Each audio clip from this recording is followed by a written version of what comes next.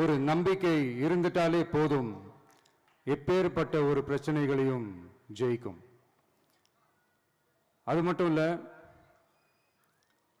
அப்படிப்பட்ட அந்த நம்பிக்கையோட ஸ்ட்ரென்த்தை பற்றி சொல்றதுக்கு பைபிளில் நிறைய கதைகள் இருக்கு. அதை படிக்காதவங்க படிச்சு பாருங்க.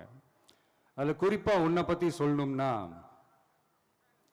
ஒரு இளைஞனுக்கு எதிராக தன்னோட சொந்த சகோதரர்களே பொறாமைப்பட்டு அவனை பாழும் கிணத்தில் தள்ளிவிட்டு அதுக்கப்புறம் அவர் எப்படி மீண்டு வந்து அந்த நாட்டுக்கே அரசனாகி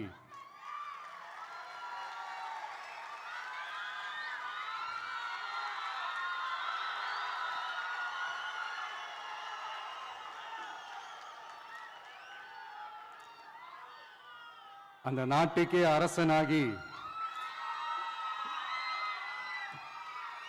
தனக்கு துரோகம் செஞ்ச தன்னுடைய சகோதரர்கள் மட்டுமல்ல, அந்த நாட்டையே எப்படி காப்பாத்தினாருன்னு சொல்லி இந்த மாதிரி நிறைய இன்ட்ரெஸ்டிங்கான கதைகள்லாம் பைபிளில் இருக்கு.